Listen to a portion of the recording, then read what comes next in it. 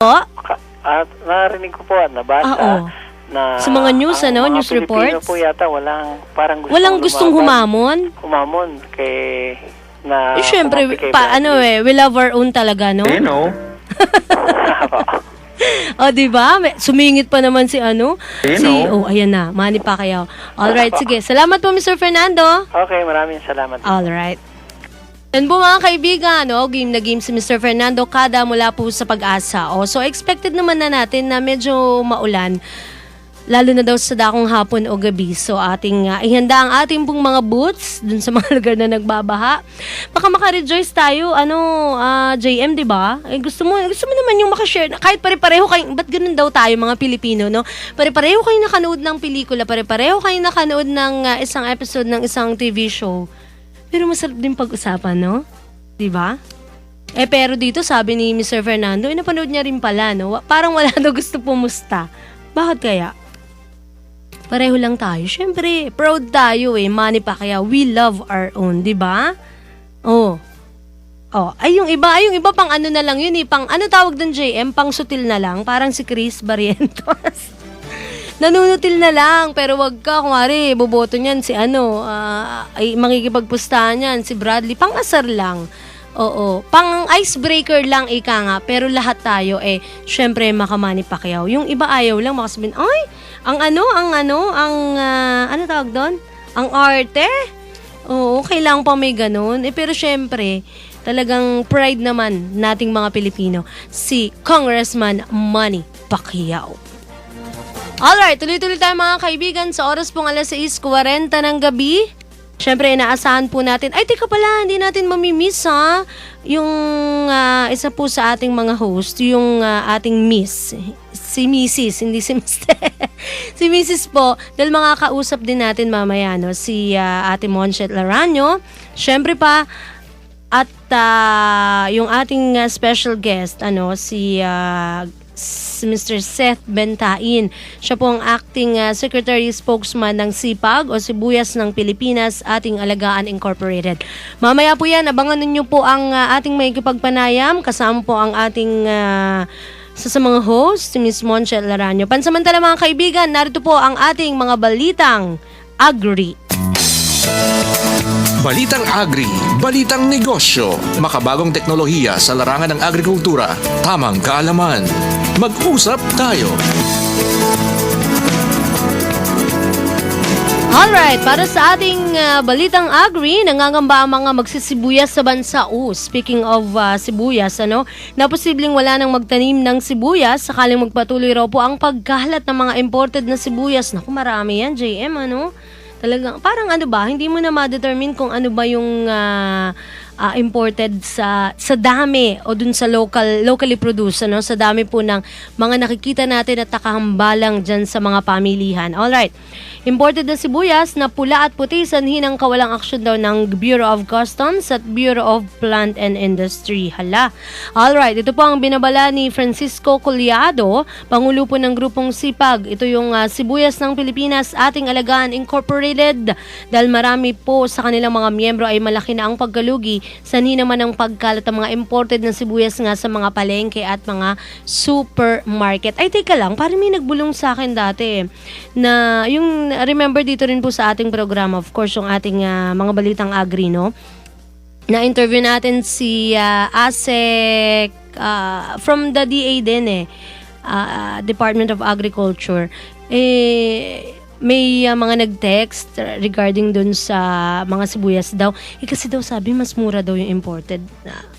Tama nga ba, JM? Kasi dyan sa binibilan ko sa may bandang retail, tinuturo ko na lang. Suki ko kasi, kaya yun para alam ko naman talagang Pinoy na Pinoy, locally produced na sibuyas. Alright, tuloy natin.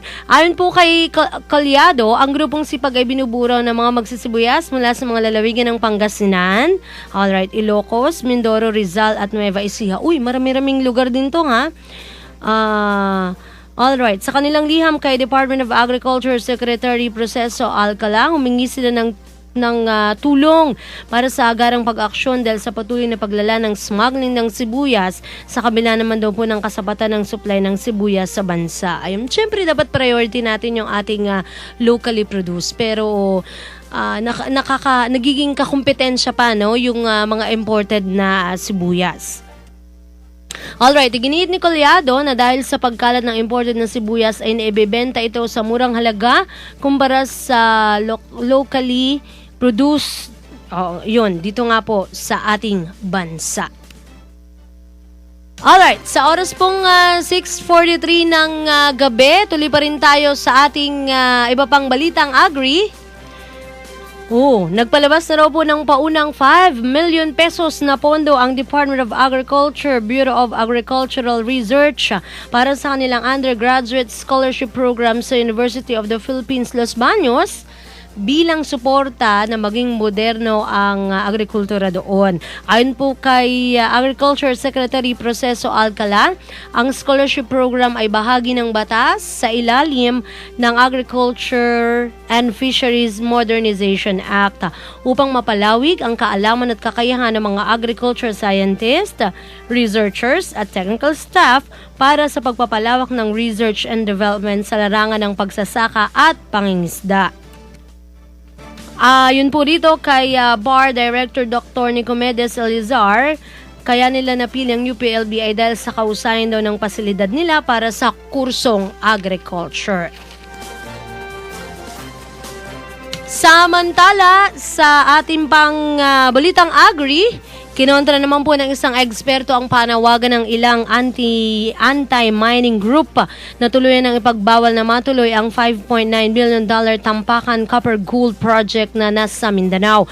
Ayon po kay University Professor at Geology Expert Dr. Carlos Arcilia ng National Institute on Geological Sciences, sa halip na ipagbawal ang proyekto, dapat lamang daw ma-manage ang magiging impact sa kapaligiran ng pagmimina sa Tampakan, gaya ng posibleng pagguho ng lupa at ang itatapong tagas mula po sa huhukaying lupa.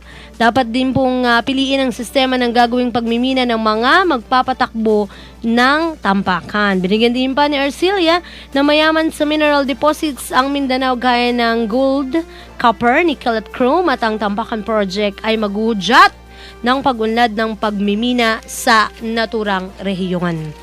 Mga kaibigan, yan po ang ating mga balitang agri. Balitang Agri, Balitang Negosyo, makabagong teknolohiya sa larangan ng agrikultura, tamang kaalaman. Mag-usap tayo.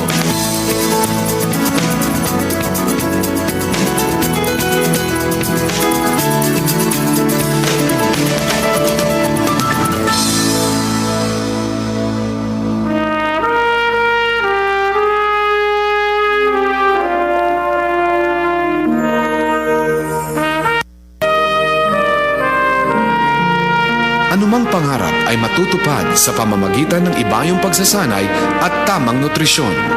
Isinusulong ng Department of Agriculture ang pagkain ng bigas na puting mais dahil sa mga benepisyo nito sa ating kalusugan. Mayaman ito sa protina at mineral. Mataas ang taglay nitong fiber na nakakapagpababa ng kolesterol at nakakatanggal ng toxin na siyang pinagmumulan ng colon cancer. Mabagal matunaw ang mais, kaya't maiiwasan ang pagtaas ng blood sugar na sanhi ng diabetes. Mas tumatagal ang pagkabusog at napapanatili ang lakas at tatag ng ating katawan sa mais. Kaya, ito ang pagkain ng kampyong katulad ko. Mais, para sa mas malakas at malusog na Pinoy, magmais tayo.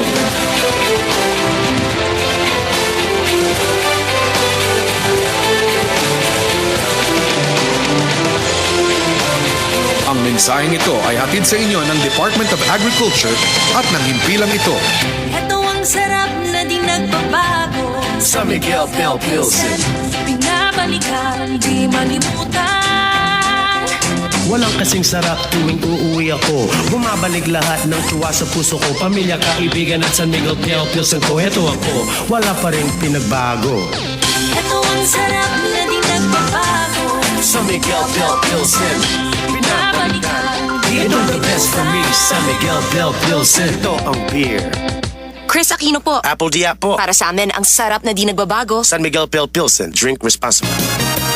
Narito po ang June 9 winners ng araw-araw pa premyo. Joven Barcelote, MGE Taxi, Aldin Santa Rosa, MCBS Taxi, July Sioco, 9-Star Taxi, Romeo Ofaisa, Lex Rafael Taxi, at Elizalde Arreglado ay Idago Taxi. Narito na ang grand winner sa buwan ng Mayo. Congratulations kay Romeo Badeo ng Manila Transport Taxi. Nanalo ka ng Entertainment Showcase mula sa araw-araw pa premyo. Kayo rin ay maaring manalo ng cash, t-shirts at bag of groceries kung maghahatid ng mga pasahero sa Flower Group Hotels, City State Tower at Cherry Blossoms Hotels. Lagi lamang makinig sa DWIZ 882 at Home Radio 97.9 kung saan i-announce ang mga pangalan ng raffle draw winners sa araw-araw pa premyo.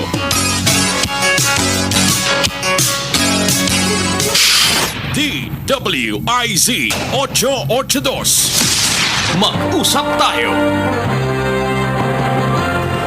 Alright, balik po tayo sa ating programang Mag-usap Tayo at syempre nasa linya po natin ang isa sa may-ari ng programang ito, si Miss Monchet Laranyo. Magandang gabi sa iyo, Ate Monch. Yes, magandang gabi sa iyo, Juday, at maraming salamat. Ikaw muna ang nag-take over niyan. Go, go, go! At nasa linya na rin natin, Ate Monch, yung ating special guest for tonight. Magandang gabi po, Mr. Seth, si Ma Mentahin. Alright, Mr. Seth Mentahin, magandang gabi po. Magandang gabi rin po. Naku sir, pasensya na ha, medyo nag-rounds lang tayo ng ilang commercials natin. Nasa linya na rin Wala po pong natin anuman. si Miss Monchet Laranyo. Ate Monch, shoot na. Oo. Alam mo, Juday, di ba, itong mga nakalipas na mga bigdo, actually, buwan na, Oo. maraming complaints yung mga nasa agriculture sector. Ako dito sa sinasabing mga naganap daw sa smuggling, yung mga pagpuputin sa mga produkto, at iba technical smuggling. Yep.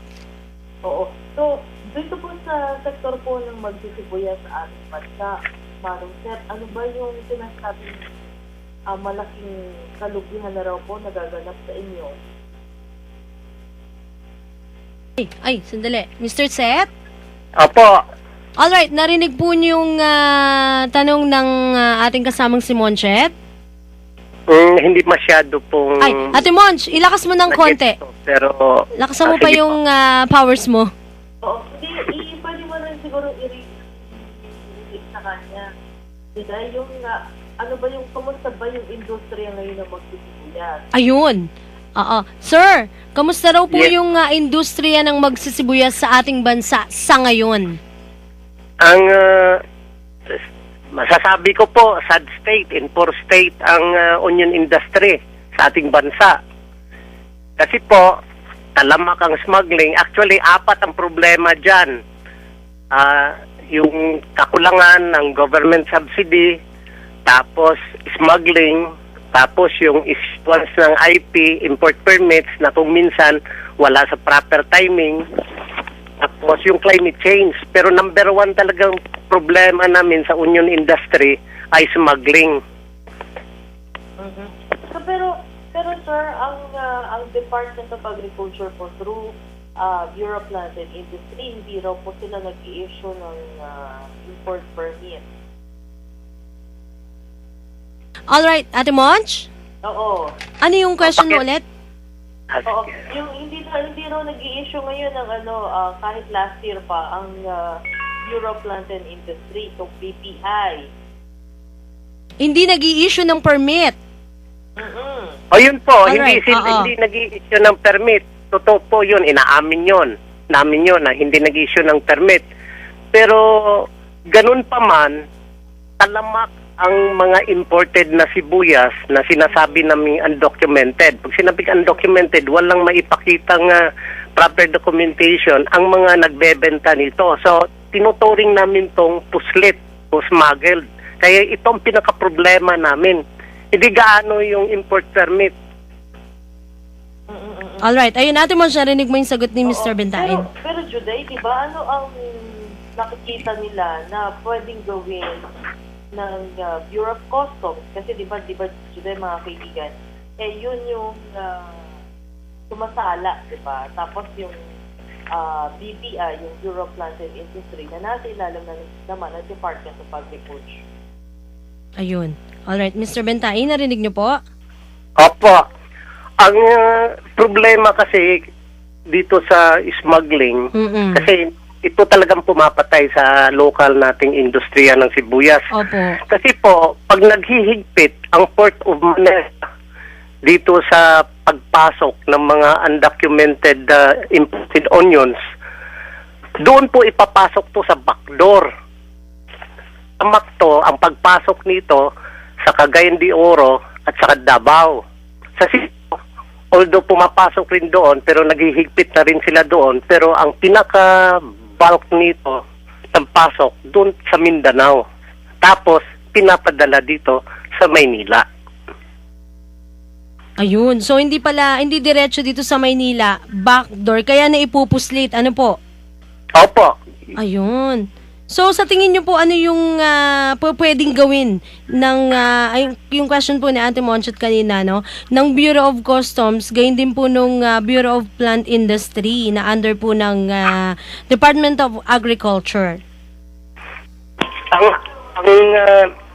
Ang suggestion lang sana namin Opo. na kung pwedeng tulungan kami pagdating sa smuggling ay hihigpitan nila hindi lang dito sa Port of Manila, Port ng Cebu, kundi doon din sa gawing Mindanao.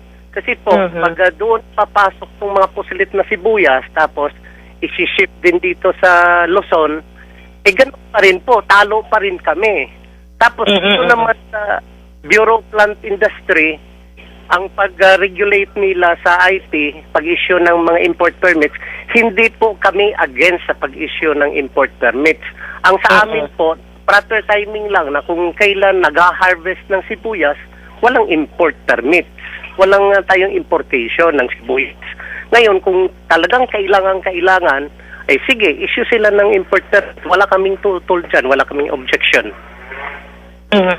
Pero Juday, matanong ko lang si Manong Seth. Manong Seth, magkano ba ngayon yung presyo ng isang bag? Kasi 25 kilos per bag, Juday, eh. Oo. So magkano po ba per bag ngayon ang presyo? Ngayon, kasi ang classification nito, red and white onions. Ang red, mas mahal. Ang white, mas mura. Aha. So, pero po sa pag binenta po yan sa palengke or sa supermarket, magkano po ang presyo? Ang namin dito, ang farm gate price, we are speaking of red onions, ano po? Ang farm gate price nito ay 28 to 30 pesos per kilo. Juday, makinig ka ha? Oo, 28 to 38 taking down notes pesos ako. per kilo. Pero pag bumili ka sa supermarket, may additional ang presyo, cost pa po ito. Ano? Oo. Magkano po additional, Manong?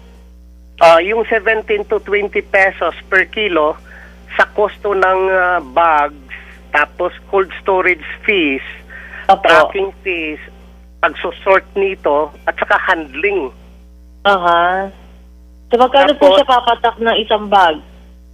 So, tapos may additional cost pa rin po to. Mayroon pa tong sa masasabi nating 10 to 15 pesos per kilo sa spoilage, wastage, and shrinkage. So kung ito matotal natin to, mga nasa 60 pesos na to 75 pesos. Ang ating local bag. Pero po ang imported po, magkano pong balita niya na binibenta? Ang imported ay nasa 45 po. Oh, mas mura nga.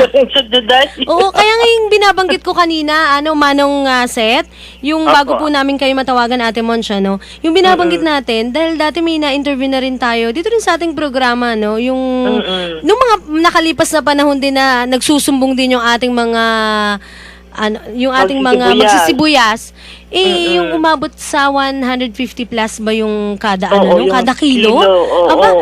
May nagbulong na kasi naman pag binili mo, mas mura daw yung imported kumpara dun sa ating locally produced. Kaya nga lang sila. Manong Seth, magkano ba sa isang ektarya ng pagtatanim niyo ng sibuyas? Magkano yung cost ng production? ganito po, depende po to sa lupa, ano po. Mayroong nagpo-produce nito as high as 160,000 per hectare. No, ganun kalaki. 150 to 160,000 per hectare. Ngayon po, pag ganyan ng cost, lahat-lahat na po kasi talagang magastos tong sibuyas sa pagtatanim ng sibuyas, ano po. Kaya ang magsasaka, tuwang-tuwa na sila kapag nabawi nilang gastos at kumita ng konti. Pero kung ganito hindi pa nga sila nakapag-ani, kalat na po ang sibuyas, talamak na ang sibuyas na foreign grown sa ating mga palengke, patay-patayan na po sila. Kakamot na sila ng ulo kung paano nila ibibenta ang sibuyas, paano nila paaralin ang kanilang mga anak, paano nila ma-meet ang araw-araw ng pangangailangan. Marami pong magsasaka ng sibuyas, piktado, pag bumagsak ang presyo ng sibuyas. Pero po sir, yung po mga sinusuplayan niyo po ng sibuyas, ano po yung damdamin nila? Lalo po sa Divisoria, sa may, yung mga malalaking pong palengke na binabagsakan po ng ng mga local produce. Ano pong sentimiento nila? Ano pong reaction nila dito, sir? Ang dito naman, once na ang sibuyas, medyo maganda ang presyo, binibenta na ng mga ng mga farm sa mga buyers kasi maraming buyers eh. Tapos once na benta na yan, medyo masaya na sila kasi naibenta na nga nila. Tapos itong mga buyers, sila mag-take over dito sa sibuyas, karamihan dito nilalagak nila sa cold storages para pagdating ng mga lean months, for example, kagaya ng July, August, September, na wala na talagang sibuyas, pwedeng ilabas. Saka na nila ilalabas to at tataas na ang presyo ng sibuyas. Marirecoup na nila ang kanilang mga puhunan dito. Ayun, yun naman pala yun, Juday. Pero kung pag may imported, doon na bumababa yung presyo at natatamaan po yung local. Opo, doon talaga nahihirapan ang mga magsasaka, doon na sila umiyak. In fact, nung nitong season na to ng sibuyas, maraming nalugi, ay may dalawang casualty dito, nagpatiwakal dahil hindi nila ma-recoup ang kanilang puhunan. Juday, narinig mo yun? Simon? May nagpakamatay daw? Naku naman, nakakatakot. Sandali. Pero kasi kung hanap buhay mo talaga di ba? Oo. Mahirap talaga yun kasi ang mangyayari niyan, uutang sila ng uutang, tapos wala sila magiging pambayad para pantanim ulit, di ba? Oo nga. Diyos ko, day. Ano ba yun? Kaya ang ending cycle nito ng kahirapan. Opo. Pero Manong Seth, alam nyo na parating namin yan kay Secretary Alcala, itong issue na to. At sila din naman po niya, lalo na po yung tungkol dun sa imported permit, yung import permit, na sinabi nga po niya na hindi nga raw po siya nagpa-issue para sa pulang sibuyas kasi meron naman daw pong supply yung ating bansa, kaya wala daw pong dahilan para magpasok ng imported na pula. Pero yun daw pong puti, parang nag-issue sila, pero minimal lang daw po yung kaya nung sinabi natin, yung pinarating po natin yung hinaing po ng mga onion growers, ang sinabi po niya, papacheck daw po niya yon yung ganong impormasyon at hihigpitan daw po yung pagpapalabas lalo ng import permit. In fairness to Secretary Alcala, talagang tuwang-tuwa kami at nagagala kami na siya ang Secretary of Agriculture ngayon. Kasi nakita namin ang taos-puso niyang pagtulong sa mga magsasaka. Wala kaming walang reklamo po, Wala kaming reklamo. In fact, we are grateful to him. Ang nagiging problema namin, itong hindi sa hindi ko masasabing Bureau of Customs pero parang ganun na rin yun kasi talamak ang smuggling. Smuggling, opo. Hindi na naman ata kayo nagsasabi sila kasi yung sila yung hindi lang ata sila yung nagsasabi ng sektor na yun, pagdating sa smuggling. Oo. Kasi pag-iisip mo, smuggling, customs yan. Yung ganun no? May connotation na Si Manong sa tayo pandiretso yun, Example lang po sa smuggling, Opo. tas Divisoria, alamak po ang smuggled onions. Ang mga nagtitinda na po doon ang nagsasabi, umaamin na hindi locally grown yun, kundi imported. Ngayon, pag hinahanapan sila ng papel, wala silang May dokumentong ipakita. Opo. maipakita. Mm-mm. Ngayon po, automatic yun, na kontrabando yun, smuggled yun. Ang sabi naman, narinig ko kay Senator Chis Escudero na si Commissioner Biason pwedeng mag-issue, wala ng warrant, mag-issue ng seizure order, mahuhuli na lahat to. Pero ang problema, hanggang ngayon, tuloy pa rin ang bentahan dito, open. Ano bang ginagawa ng ating Bureau Kumbaga of sabi, Customs? talamak na, no? Kahit saan nga everywhere. Ang nakakinsulto pa sa amin, Opo.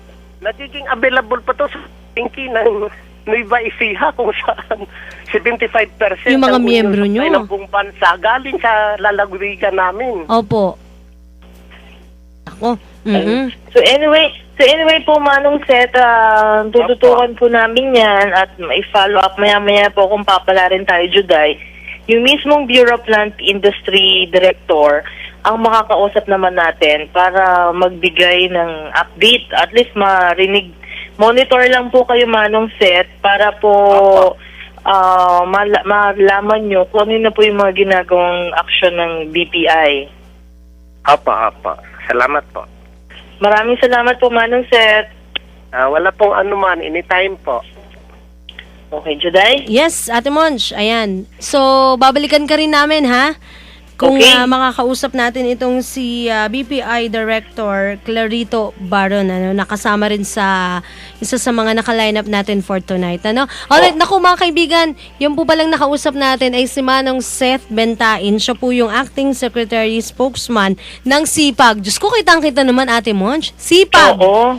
Sibuyas ng Pilipinas, Ating Alagaan Incorporated naman. Correct. Ang dami, actually marami daw silang mga grupo ng mga magsisibuyas. Opo. At Naku. imagine ganun kalaki, no? 60,000 Oo, per nakakaloka. hectare yung kanilang tapos magkano mo kaya ikaw, Juday, sinasabi nga nila, pagka daw yung medyo malalaki yung sibuyas na nabibili mo sa palengke o supermarket, ay nako, Ano? Delikado? imported yon. Ganon? Oo.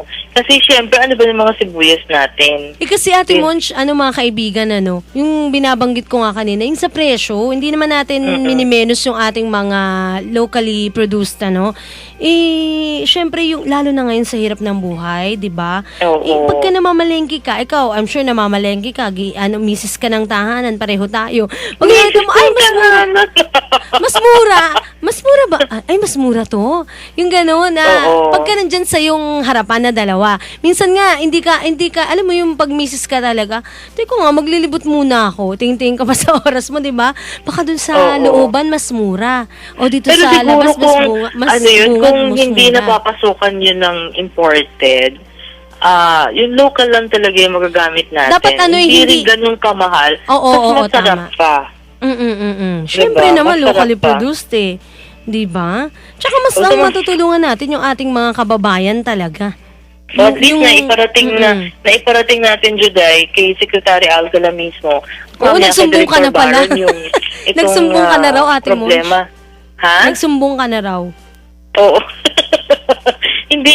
Kasi na-interview namin sila bago, I think Friday night ata. Oo. So, Thursday night pala. So, yun yung pagkakataon namin.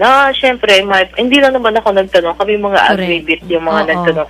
Si Louis, si Mad, si James, si Bettina. Ayan. Yung tropa nyo. Oo, yung aming tropa. Pero bago yan, banggitin ko lang itong pinuntahan namin habang inaantabayan natin si Director Clarito Barra ng BPI. Meron na isinagawang National Tree Planting ang activity, yung National Irrigation Administration, at ito ay nationwide, Juday. Lahat ng mga watershed areas na may pinapangasiwaan ng National Irrigation Administration. Alright. Nagkaroon sila ng tree planting activity at puro mga iba't ibang uri ng prutas yung itinanim nila. At itong isa sa mga sinamahan namin, ang itinanim namin ni Chris, yung aking partner dito sa programa Mag-usap Tayo, ay at saka yung aking lifetime partner. Yung dati mong boyfriend. Biglang bumawi. Ex-boyfriend. Biglang oh, ang tinanim namin langka, yung jackfruit. Uy, masarap yun. Oo. Kailan pa daw magbubunga? Binangalanan nyo ba? Hindi, kasi nga nagkagulo na pagkatapos. Ano ba naman yan? Kasi siguro Pero at babalik least kami doon. yung thought na nakiisa ka, nakapagtanim ka, okay na rin yun. Oo. Na-excite lang ako kasi langka, ang sarap nun ah. Oo, ginawa yan dito sa may Kabugbugan, Pantabangan Watershed. Diyos ko Sa naman. may... Bugbog? Oo, Kabugbugan. Barangay Fatima. O, tingnan mo naman yung pangalan ng Barangay Fatima. Barangay Fatima, Pantabangan, Nueva Ecija. So, alam mo kung sinong kasama namin nagtanim doon? Sino? Sila Secretary Alcala. Ba? Ayos Si ah. Undersecretary Fleta. Yung for finance ng Oo. DA. Course. Si NIA Administrator Antonio Nanggel. Ay, hindi masyadong star-studded yan. Oo, tapos nandun din yung pinaka-head ng UPRIS, yung Upper Pampanga River Irrigation Irrigated System o UPRIS, si Manager Josie Salazar. Siya yung talagang nanguna kasi nga yung area niya doon nagkaroon ng tree planting activity. Inasikaso niya talaga lahat. So at least 5,000 seedlings ang nilagay doon sa Pantabangan. Kasi after nung ceremonial planting, yung iba't ibang bahagi ng watershed area, yung mga empleyado ng NIA at saka yung mga nasa academe, saka may mga estudyante, nagtanim din sila.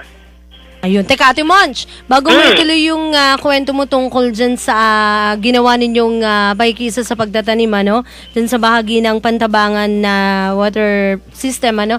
Alright, nasa linya natin itong si BPI Director Clarito Baron. Ayan. Ayun. Alright. Magandang ikaw na. gabi po, Sige. Director Baron. Ay, hello po. Director Baron? Good evening po. Teka, sandali. Narinig niyo tayo. Teka, inaayos lang yung ating linya, mga kaibigan. Ito yung sinasabi po kanina na Ate Monchet, ano, na ating sasagot doon naman sa mga naging pahayag po ni Manong Seth Bentain, ng Acting Secretary po ng SIPAG, Sibuyas Grupong Sipag. ng Pilipinas, ating Alagaan Incorporated. Ang cute nung kanilang acronym. Oo. Alright, okay na daw, Ate Monch. Nasa linya na natin ulit si Director Baron. Alright. Magandang gabi po, Director Baron. Magandang gabi rin, Monchet, at magandang gabi rin sa mga tagapakinig ng espasyong ng radyong ito. Opo. Sir, kasama po natin si Juday. Sir, tanong lang, kasi kakakausap lang po namin kay Mr. Seth Bentain. At sinasabi nga niya, yung problema raw po nila sa smuggling ay medyo lumalaki dahil nga hindi raw po kayo nag-issue ng import permit, pero marami pa raw pong nakakapasok dito sa ating bansa. So ano po bang measures yung ginagawa po ngayon ng BPI? Hello, sir? Alright. Ay, naku, teka. Nalaglag sa linya natin si Director Baron. Ano? Medyo...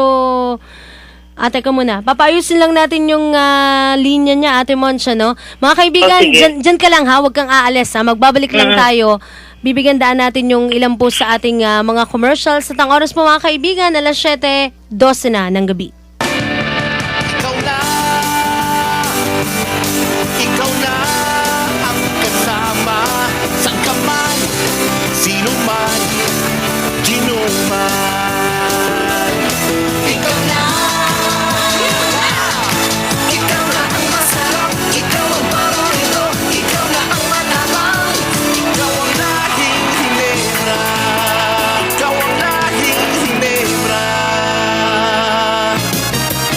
Narito po ang June 9 winners ng Araw-Araw pa Premyo. Joven Barcelote, MGE Taxi. Aldin Santa Rosa, MCBS Taxi. July Sioco, 9-Star Taxi. Romeo Ofaisa, Lex Rafael Taxi. At Elizalde Arreglado ay Idago Taxi. Narito na ang grand winner sa buwan ng Mayo. Congratulations kay Romeo Badeo ng Manila Transport Taxi. Nanalo ka ng Entertainment Showcase mula sa Araw-Araw pa Premyo. Kayo rin ay maaring manalo ng cash, t-shirts at bag of groceries kung maghahatid ng mga pasahero sa Flower Group Hotels, City State Tower at Cherry Blossoms Hotels. Lagi lamang makinig sa DWIZ 882 at Home Radio 97.9 kung saan i-announce ang mga pangalan ng raffle draw winners sa araw-araw pa premyo.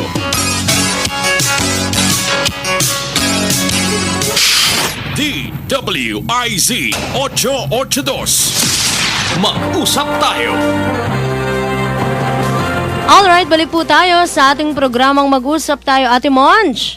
Oh, ano, andyan pwede ka? na siya? Andyan na siya. Si Director. Ay, okay. BPI Magandang Director. gabi.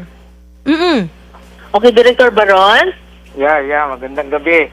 Opo, pasensya na sir na putol tayo. Opo. Nagpa-fluctuate yung signal. Opo. Opo. Yes. So, ano po yung measure natin, sir, dito sa reklamo po ng mga ng mga magsisibuyas? Anong reklamo? Reklamo ng sinong Yung daw, magsisibuyas? yung smuggling daw po, sir. Yung grupo ng sipag po. Okay. Ganito, ang Bureau of Plant Industry, simula noong October last year, ay hindi nag-i-issue ng import permit o plant quarantine clearance para sa sibuyas. So, ibig sabihin, ay kung merong pumapasok na mga sibuyas, ay definitely, pumasok sa illegal na pamamaraan.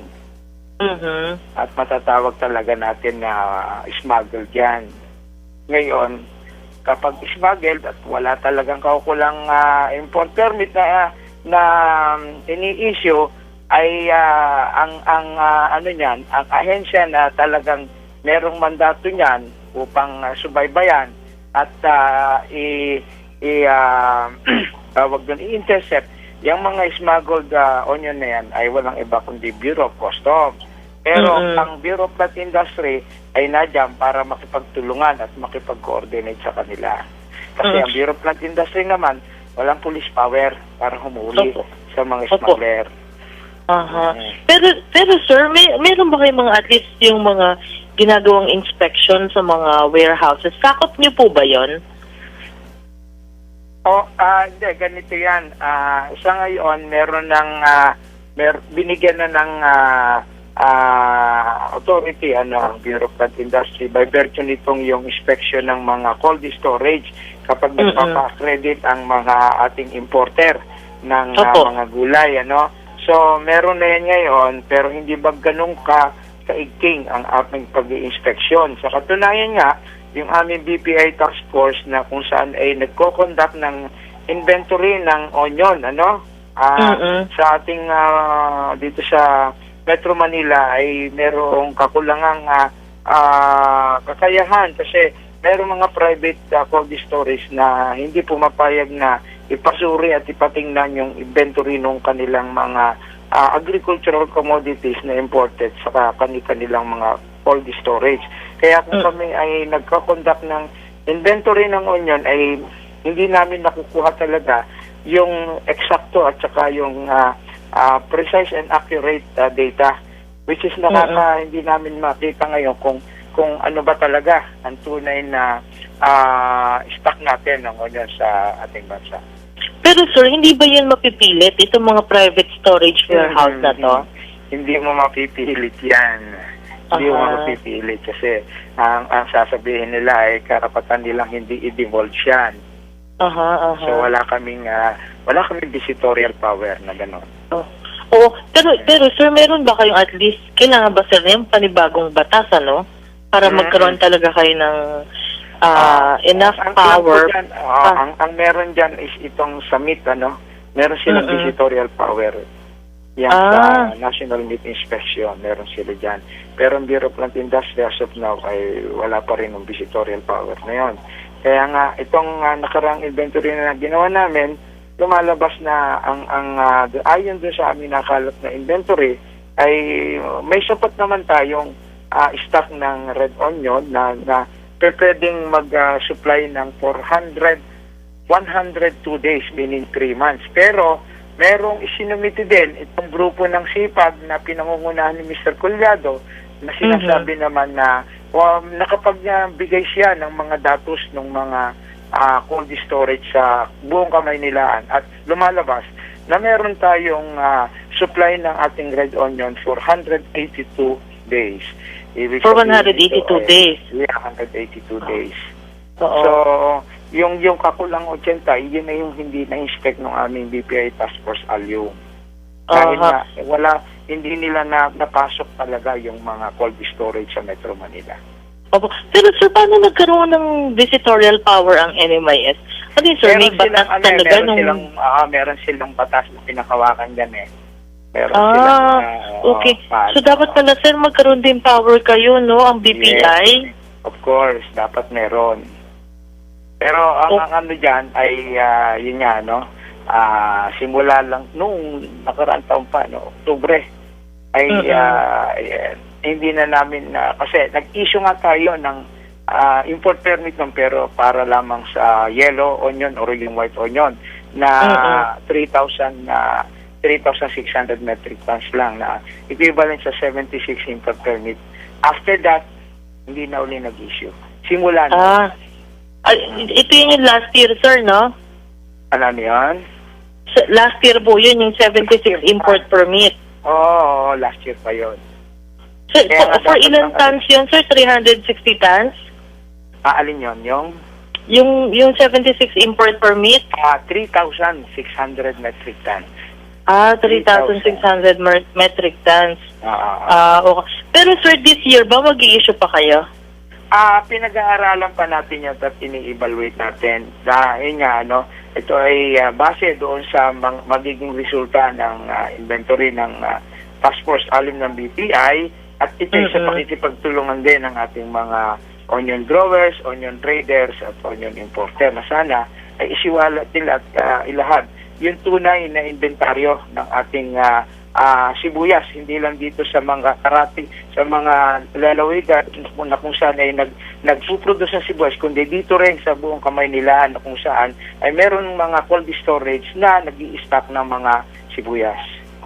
Sir, may nabanggit din po sila na bisa ng entry tsaka yung entry point daw po, Visayas tsaka Mindanao. Yun nga yung naririnig ko at usually naman yan ay kapag merong nababalitaan kami, kagad ay tinatawagan ko ang ating mga plant quarantine officers upang i-verify at pa-imbestigahan at ipaalam sa Bureau of Customs, makipag-ugnayan dahil ang Bureau of Customs ang dapat ay mag-intercept at mag-acosta dun sa mga kung sino man yung mga smuggler na yon. At of course, yan naman is pakikipagtulungan din ng Bureau of Plant Industry Plant Quarantine Office. Opo. Pero sir, meron bang enough na mga tauhan po ang BPI Quarantine Office para i-monitor lahat po yung mga... Yun nga, isa namin problema yan, alam mo naman, Monjing, ang Pilipinas ay pangatlo sa mahaba ang coastline. Itong mga coastline na ito, ito yung mga entry point nung ating mga smuggled product. So masasabi ko talaga na hindi sapat yung o kulang pa rin yung mga tao ng Bureau of Plant Industry Plant Quarantine Office sa iba't ibang bahagi ng ng ating bansa. Pero ganun pa nan ay pinag-iibayan namin ang aming gawain at responsibilidad upang itong mga smuggler na ito ay mahuli at eventually makasuhan. Opo. Sir, sa ngayon ba, sir, ilan yung total quarantine officer niyo? Yung nationwide po? Actually, nationwide, there are 180 plant quarantine officers which holds a permanent position. But meron din naman tayong yung contractual na sinasabi na halos gano'n din karami. So all in all, mga siguro maabot yan ng mga 400 lahat all over the Philippines. At meron tayong 42 plant quarantine ports, iba't ibang panig ng ating bansa. Pero sir, ilan yung dapat na na maging tauhan para yung maminti na yung ma-monitor lahat? Okay, sa isang malalaking port, yan namang mga agricultural commodities na yan. Masasabi mo lang kung saan yan nagdagdadaong tulad halimbawa sa Davao, tulad halimbawa sa Cagayan de Oro, sa Zamboanga, sa Cebu. kung maaari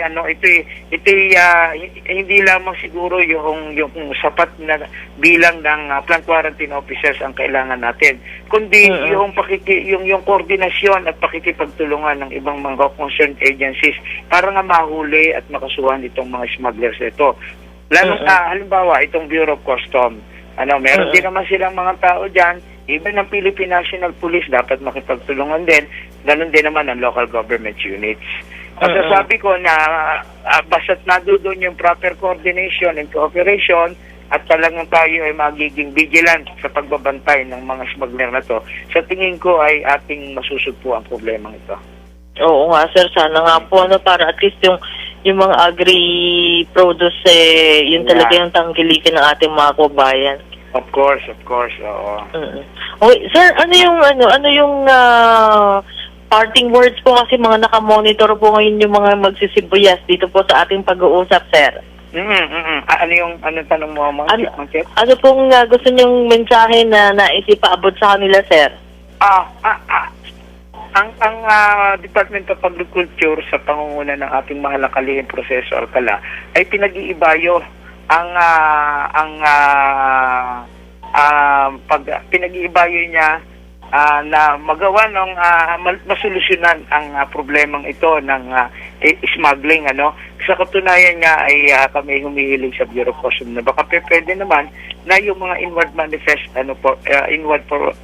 manifest na ng mga kargamento ay mabigyan kami, at ganun din ay sana ay bago ang Bureau of Customs, kapag may pumapasok ng mga agricultural commodities, plant quarantine muna o quarantine notice muna ang nag-i-inspect, and then bago sila. Pero dito sa atin, ang nangyayari nauna ang pag-i-inspect ng Bureau of Customs, and then tapos non-quarantine.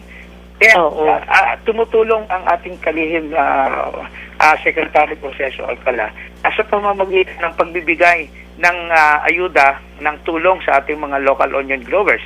Nagbibigay tayo ng mga binhi upang kahit paano ay mabawasan yung gastos nila. At talagang hinihikayat natin ang mga ating mga farmers at mga growers magsisibuyas na i-expand yung kanilang area ng pagtataniman, hindi lamang ng red onion pati ang white onion, upang sa gayon ay hindi na tayo mag-importa o di kaya ay mabawasan yung importasyon natin. Oo nga, totoo po yun. Agree po ako doon. So anyway, sir, maraming salamat. Next time, sir, yung China naman, Yeah. Okay. Sige. Isi-set ko ulit yung schedule natin, sir. Maraming salamat po. Sige, Mantit. Thank you. Thank you po. Day! Alright, nako. Ikaw naman hindi pa natatapos, kinontrata mo na. Alam na agad, Sila, alam mo ba, sila yung mga ngayon. Sila yung pinapunta ni Secretary Alcala sa China. Sila yung nakipag-usap para yung ating mga saging, yung mga saging, para ma-check talaga. Kasi di ba kiniklaim nila, merong scale insects daw. May something daw dun sa pumasok ng mga container. Yes. Meron naman daw talagang nakita. So, chinek naman nila lahat. And, tapos in-invite din nila yung kanilang counterpart para masaksihan nila pareho kung paano naman yung ginagawang inspection dito sa atin. Okay, oo. So kung paano ini-inspect, papunta na sa kanila. Oo. Kaya inano ko siya, kinontrata ko na siya. Umuo naman eh. Oo nga. Wala naman siyang susunod. So at least naliwanagan sila sana napakinggan ng gusto nila manang set. Ang talaga palang visitorial power. Kumbaga yung anong tawag doon, yung paghuli, pagtutok, talagang customs eh. Kasi sabi nga kanina ni Manong Set, ang unang-unang entrada niya dumadaan sa backdoor bago dalhin dito sa Metro Manila. So, ibig sabihin, tapos yung narinig ko kay Director Baron, parang 400 lang all over the Philippines yung kanilang, anong tawag dun sa, officers nila? Plant officers? Para mag-monitor ng mga papasok. Oo nga, Diyos mo baka kailangan nila ng additional. Total contractual, pwede na tayo mag-apply. Naman. So, may ganun no? Diba? Part-time. Oo. Ano ba yan? Kawawa nga naman yung mga magsisibuyas natin, 'di ba? Paano ka naman bobongga sa production mo? O bongga ka nga sa production, malulugi ka, gawa ng kakaunti lang naman ang bibili. Kasi may kakompetensya kang tagalabas. Diba? Paano na sabi yun? nga nila, pagka baka hindi na rin daw silang magtanim, o diba? Mas mahirap yun. Wala nang kakainin ng mga correct. Tsaka yung aasa sa imported. Tama, aasa tayo sa mga imported. Tsaka yung silang mawawala ng hanap buhay. Diba? May mga pamilya din yan, no? Correct. At may mga pinag-aaral din sila. Tama. Sabi nga nila, ang mga magsasaka dito sa atin, yun daw, kukumpare mo raw sa ibang bansa, yung mga magsasaka sa ibang bansa, yun ang mga milyonaryo. Ay, bongga. Diba? At sa totoo lang, yung mga sila yung mga mayayaman, dito nga lang daw hindi. Bakit kaya? Ewan ko. Ikaw sa palagay mo. Oo nga, ba't gano'n, no? Diba? Okay. So anyway, ayan. So at least ko na yung at saka yung mga LGUs kasama rin pala doon sa mga nagtanim. Ayun, balik tayo sa ayan, sige. Yun. So lahat 'yon mga nagtanim at kami ni Chris meron kaming tinanim na jackfruit o langka. Kumbaga pala yan, joint efforts. Effort. At saka, hindi yung mga, halimbawa, maghihintay sila for so many months or years, yung mga nag-aalaga nun, yung mga nagbabantay ng mga magsasaka, na nagtatanim ng palay, sila yung pwedeng kumuha ng ani at ibenta nila. So, additional livelihood. Additional income. Additional income sa kanila yun, diba? Ang galing. Tapos, yan, sige, wala na akong oras. Alam ko ikaw na magsasara nung magpapasalamat ako lalo na kay Engineer Josie Salazar, ang manager ng UPRIS. Next week na lang natin mai-interview. Next week. Kasi wala tayong oras. Maraming salamat, Juday, kay JM, tsaka si Winner Atay, tsaka yung ating si program Chris assistant. Barrientos, yung ating Patrol 21, nahablot ko dito. Dito ka maraming muna. salamat. Bago ba sa Ate Mon? Thank you. Alright. Bye-bye, Juday. Bye, Ate Mon. Salamat. Ingat kayo Bye-bye. pag-uwi. Ayan mga kaibigan, syempre nag-bye-bye na sa Ate Moncha. Teka muna, last bati na lang to JM happy, anong tawag dito? Happy graduation dun sa aking isang sister-in-law, si Vivian Resulta Villanueva, si Bianang, ayan. At finally ay natapos niya yung kanyang MA. Nakakainged from Del